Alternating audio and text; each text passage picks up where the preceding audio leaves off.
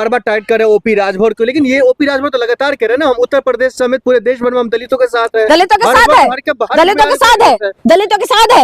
अगर उत्तर प्रदेश में दलितों का साथ है तो जब पेशाब कांड हुआ तो ओपी राजभर कहाँ बैठे हुए?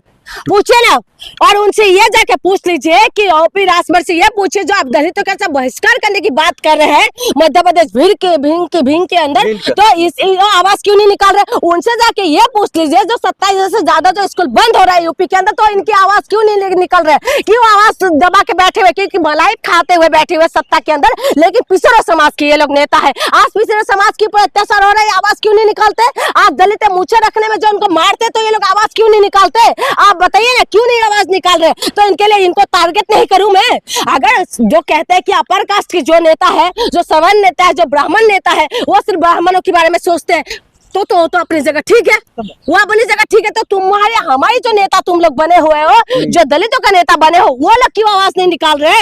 ये मलाई खा के बैठे हुए ठेकेदार बना हुआ है, ये दलितों से वोट लेंगे, ये दलितों के नाम पे वोट लेंगे और उसके बाद जोली में डाल देंगे इन लोगों की, और उसके बाद दलितों का हाल बेहाल हो जाए, कोई बोलने वाले नहीं। बाबा साहेब अम्बेडकर के ऊपर बार बार जो संविधान के ऊपर हमला हो रहा है, ये लोग आवाज निकाल रहे हैं, ये लोग बोल रहे हैं कि इस तरीके से नहीं होना चाहिए। अगर बाबा साहेब अम्बेडकर के ऊपर जो ये लोग बार बार हमला करे, इसके लिए नुकसान किसको होगा? अपर कास्ट को होगा? नहीं होगा। लेकिन बात तो अब ये भी निकल करके आ रहा है ना, जो दलित आपस में ही नहीं एकजुट है। अभी देख रहे हैं रोहिणी ने एक वीडियो जो ऑडियो जारी कर दिया, जिसमें चंद्रशेखर आजाद रावण जो है मायावती को गाली देने का कामकाज कर रहे हैं। तो वही तो कह रही हूँ, आपस में एक नहीं है, तो इसीलिए तो सब लोग फायदा उठा रहे हैं। अंग्रेज जब इस देश के अंदर आए थे तो क्या करे थे? इन्होंने फूट डालो राज करो, वही तो चीजें कर रहे थे। हिंदू मुसलमान करते हुए इनको पता था कि इस देश के अंदर जात पात धर्म ऊंचे नीचे पूरा भरे हुए, इसीलिए तो उनको मौका मिला। जब तीसरे थर्ड पार्टी को जो तुम्हारे घर के बारे में पता चल जाएगा तब तो फायदा उठाएगा नहीं। तो इसीलिए आपस में जब बटे हुए, तो आपस में बटे हो तो फायदा तो उठाएंगे ना। आज हम कहते हैं कि ब्राह्मणवाद है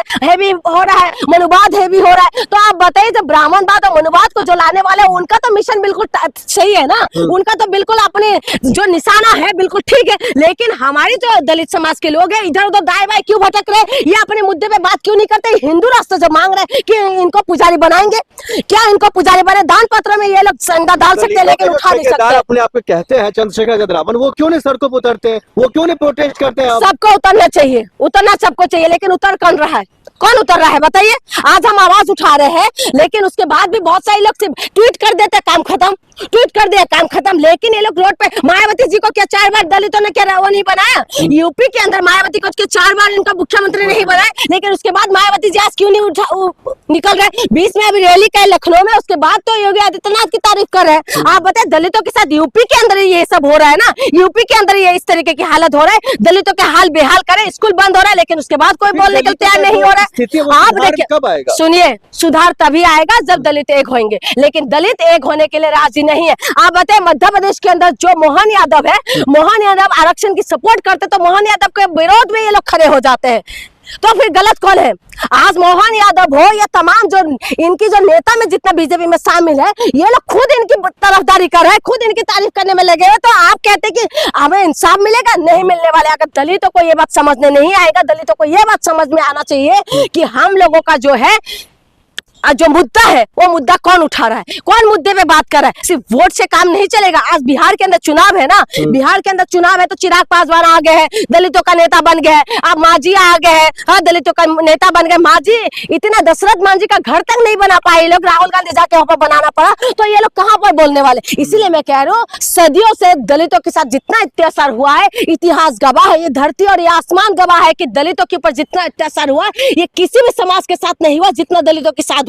लेकिन उसके बावजूद भी इस तरीके की हालत हो रहा है, तो इसीलिए मैं कहती हूँ बाबा साहब का अपमान नहीं सहेगा हिंदुस्तान। लेकिन कई ऐसे जो लोग हैं, कई ऐसे जो धर्म गुरु है कह लीजिए या फिर कथावाचक है, वो तो कहते हैं अगर हिंदू राष्ट्र बनेगा तो उसमें हम दलित को भी उतना ही भागीदारी मिलेगा। अरे अभी आवाज नहीं दी रहे, हिंदू राष्ट्र बना लेंगे, उसके बाद तांडव करना शुरू कर देंगे, और उसके बाद तांडव करेंगे ना हिंदू राष्ट्र के नाम पे। हिंदू हिंदू भाई भाई जो बोलने वाले जो बाबा है, वो लोग कहाँ बैठे हुए हैं? अब क्यों आवाज नहीं निकाल रहे उस बुजुर्ग के इंसान को? बात तो कर रहे हैं ना, आप सबको बताइए, भागीदारी मिलेगी। एक भागीदारी मिलेगी, कब मिलेगी?